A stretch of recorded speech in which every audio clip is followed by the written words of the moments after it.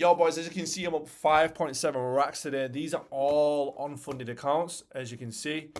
That's it. That's it. Fucking let's go. We're going to back test today's trade, explain why I took the trade I took, and kind of what I was looking for and how I avoided that loss that a lot of people have taken today. Now, obviously today, took NASDAQ, took the W, and we avoided losses today. I did this on the live stream, and we actually avoided losses. There was 2 L's today that could have been taken, but we avoided them both. As you can see, we're up pretty nice so far. London session, 1 at 2. Beautiful trade this morning. I fucked up my wrist though. And then today, also 1 at 2. Yesterday was a 1 at 3 on YM. So good week. I'm done for this week now. I'm just going to be trading evaluations and passing this top sub account that I bought yesterday. And I'll be passing this tomorrow, hopefully, on the live stream. So if you do want to join me live, it'll be in the description. But yo, let's get into it, boys. So another boring video, because the issue I'm having right now is filming these trades at the same time as, you know, being on live. So I'm either going to have to sacrifice one or the other if I don't get it sorted quick. But rather than posting nothing, we're going to back test today's trade, and I'm going to walk through what I was thinking, how I avoided losses, because a lot of people lost today. And I actually avoided it, and I avoided it with the live trading room. If you was in the room, you'll know why and what kind of stopped me. But as you can see, coming into market open, these are the levels, right? So this is 5 minutes before market open. I'm looking for my support, my resistance. So clearly, the previous 5-minute candle had a big wick out, and it aligned pretty much perfectly with 1, this resistance area where price is resisting, then 2, it becomes support. So what was once resistance will become support. So that's kind of where I put my level. If we're going to break, I'll take the sell off of that. Now, coming into market open as well, we also have our our resistance, which is here, right? Which again, these touch points broke through, support, broke through, resistance, right? So either of these levels, the range today was somewhat around 100 points, pretty big range today. So I'll go forward 1 minute at a time. Obviously I don't have the seconds, but 1 minute. So within the first minute, market opens, as you can see, price comes down and comes up on this wick, right, showing that it wants to sell off. And then eventually, price did break. Now, a lot of people would have got in at this point, would have taken a short, boom. And this is the first trade in the first entry that I know a lot of people took. I personally, in my group, I avoided this entry. I'll get into it in a little bit in a second now. But 1 minute later, boom, stopped out, fucking done. Just straight away L. Now, the way I avoided this and the reason why I didn't take this trade specifically was, 1, we have a lot of traffic here, right?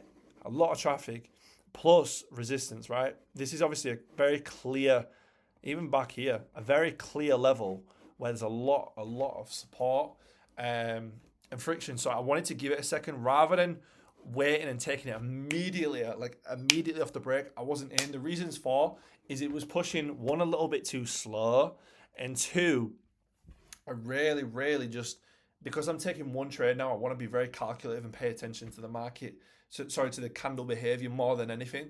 So if I'm seeing slow movement and it's not like an aggressive break, I'm probably going to avoid it at the minute. So yeah, what happens now is price comes up. You think you're going to go for a buy. Doesn't come. Was indecisive, right? Volume started to come in. Now, I was being even more cautious, right? I decided I was going to be even more safe, right? So I did pay attention to the 15 today. I don't usually use the 15, but since we was already, 45 minutes into session nearly, I was like, okay, I'm going to pay attention to it. So as you can see, for the first 15 minutes, we're clearly wanting to come down. As you can see, there's a big wick here on the 15-minute, 60-point fucking wick to the downside. So I was like, okay, cool. This is going to give me some kind of confidence to get in. Now, again, I wanted to wait for that very, very clear break. Volume started to come in. Initially, I was actually going to take my entry here. Since price came up, I was going to bring the buy a little bit more aggressive. Because what's the chances? We're going to come down to come all the way back up. Like, to come all the way down to then come all the way back up. And then to come all the way down another time. But I was like, you know what? I'm going to keep it to the original entry. Brought it down here. This obviously is this is so much more volume than was in the open, as you can see. We took our entry and boom, 1 to 2 got slapped. And then we was up. What was we up?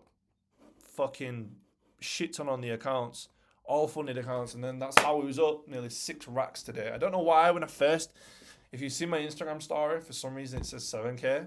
Fuck knows why. I think trade copy ended up updating. But yeah, I am using trade copy right now. Playing around with it this week. So far, I'm having way better results than TradeSync. TradeSync is shit to me. Hence why if you look at my accounts, right, you'll see all the balances are so different, like so different. And these were all traded at the same time. 6, 7, and 8 were all traded at the same time. These are eligible for payout. And I just need another trade, and I'll be able to take payout on them as well. If it wasn't for CPI, I would have taken the payout across all 3 accounts. But give it one more trade, 2 more trade. I'll try and take around 1.5 to 2k out of each account. 3 accounts that'll be. As I've just attached another 3 new accounts. So these are brand new accounts that I just started trading today. Or yesterday, sorry. That took a loss for fucking no reason whatsoever because they got caught up in my CPI issue the other day, which anyway. But yeah, that's today's trade. I didn't touch YM. I did look at it. But yeah, man, patience pays today, boys. What I would say is the thing that's helping me differentiate and separate at the minute is avoiding losses, like unnecessary losses. But I'm getting better at it and identifying when and not to get in. And today was one of them days, it clearly shows. And yeah, we're doing pretty well. We're doing pretty well. As you can see, here's the trade screenshot from when I was on the live stream. Boom, there, right there. 7.8k, I don't know why it says that or why it did. It updated and eventually now says 5. But there's that's everything there, my entry, exactly. Boom. And yeah, man, we fucking done well today, boys. Done well. So, yo, if you do want to trade live with me in the breakout room, simply go to my Discord. It is in the description. And all you've got to do is come down to here, right, above my head. Look, on the screen, above my head. The breakout room. 5-10 minutes before London session open. And then fucking 10 minutes before New York open. Every day, I'm there, bro. Including tomorrow and Friday. So, yo, big up to everybody. Love, support. Get your accounts. Use the code LOCKIN. You know that shit supports and helps the channel, bro.